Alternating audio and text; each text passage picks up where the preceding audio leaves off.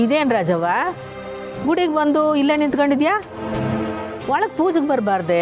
ಪಾಪಿ ಪೂಜೆಗೆ ಬಂದ್ರು ಪಾಪ ಇವನ್ ಕಳಿಯಕ್ಕಿಲ್ಲ ಅಲ್ವಾ ಪುಟ್ಟಕ್ಕ? ಇದು ಯಾಕವ ಹಿಂಗೆ ಮಾತಾಡ್ತೀಯ? ಇನ್ಯೋನ್ ಪುಟ್ಟಕ್ಕ, ನಾನು ಮಾಡಿರೋ ಪಾಪಕ್ಕೆ ಪಾಪಿ ಅಂತ ತಾನೇ ನನಗೆ ಹಣೆ ಪಟ್ಟಿ.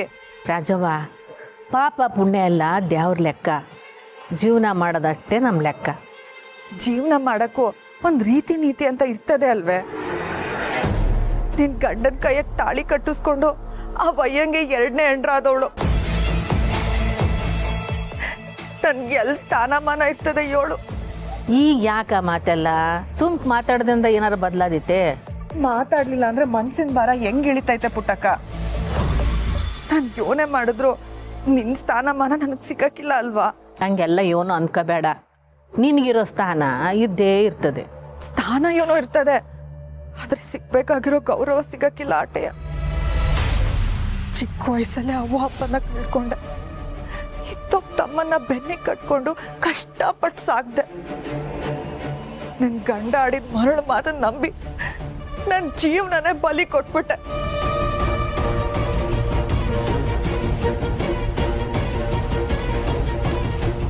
ಅಯ್ಯೋ, ನಾನ್ ನೋಡ್ಪುಟ್ಟಕ್ಕ, ನೀನ್ ಖುಷಿಯಾಗಿ ಪೂಜೆ ಮಾಡ್ಬೇಕು ಅಂತ ಬಂದಿದ್ರೆ ನನ್ ಗೋಳೆ ಉಳ್ಕೊಂಡು ಕೂತೀವ್ನಿ. ನೀನ್ ಹೋಗ್ಪುಟ್ಟಕ್ಕ, ಹೋಗ್ ಪೂಜೆ ಮಾಡೋಗು. ಇಲ್ಲ ಇಲ್ಲ, ಪೂಜೆ ಎಲ್ಲ ಮುಗ್ದದೆ. ಪ್ರಸಾದ ಕೊಟ್ಮ್ಯಾಕೆ ಎಲ್ಲರೂ ಮನ್ಗೋಗದೆ. ಪೂಜೆ ಏನೋ ಮುಗೀತು, ಆದ್ರೆ ಇನ್ನು ನಿಂದು ಆ ವಯ್ಯಂದು ಮದ್ವೆ ಮುಗ್ದಿಲ್ವಲ್ಲ? ಯಾರು ನಿನ್ಗೆ ಹೇಳಿದ್ದು? ನಾನು ಅವತ್ತೇ ಹೇಳಿನಿ ಇದೆಲ್ಲ ಆಗಕ್ಕಿಲ್ಲ ಅಂತ. ಯೋನ್ ಪುಟ್ಟಕ್ಕ ಹಿಂಗೆ ಹೇಳ್ತಿದ್ಯಾ? ನೀನು ಆ ವಯ್ಯ ಮರು ಮಾಂಗಲ್ಯ ಮಾಡ್ಕೋತೀರಾ ಅಂತ ತಾನೆ? ನಿಮ್ ಕಣ್ಣಿಗೆ ನಾನು ಬಿದ್ರೆ ಎಲ್ಪ್ ಹೆಸ್ರ ಮಾಡ್ಕೋತೀರಾ ಅಂತ ಇಲ್ಲೇ ನಿಂತೀವ್ನಿ. ನಿಂಗೆ ಯಾರೋ ತೆಪ್ಪಾಗಿ ಹೇಳೋರೆ. ನಾವು ಬಂದಿರೋದು ಮದುವೆಗಿದುಗಲ್ಲ, ಸ್ವಾಮಿ ಕಲ್ಯಾಣೋತ್ಸವಕ್ಕೆ ಬಂದಿರೋದು. ಇಲ್ಲ ಪುಟ್ಟಕ್ಕ, ನೀನು ನನ್ನ ತವ ಸುಳ್ಳು ಹೇಳ್ತಾ ಇದ್ಯಾ? ಆ ವಯ್ಯನೇ ಬಂದು ಹೇಳೋನೆ ಇವತ್ತು ನಿನ್ಗೆ ತಾಳಿ ಕಟ್ತೀನಿ ಅಂತ. ತೋ ಅದು ದಿಟ ಅಲ್ಲ. ನಾನು ಇದು ಕೊಪ್ಪಿಗೆ ಕೊಟ್ಟಿಲ್ಲ.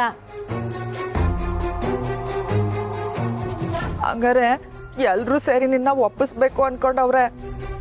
ಕೊನೆಗೆ ಎಲ್ರೂ ಒಪ್ಪಿಸ್ತಾರೆ, ನೋಡ್ತಾ ಇರೋ. ಆ ವಯ್ಯ ಯೋನ್ ಹೇಳಿದಾನೆ ಅದೇ ಆಯ್ತದೆ. ಸಾಧ್ಯನೇ ಇಲ್ಲ, ಅವ್ರು ಯಾರು ಹಂಗೆ ಮಾಡಕ್ಕಿಲ್ಲ. ಆಯ್ತೆ? ಅಯ್ಯೋ, ನೀನೊಬ್ಳು ಪೆದ್ದಿ ಪುಟ್ಟಕ್ಕ.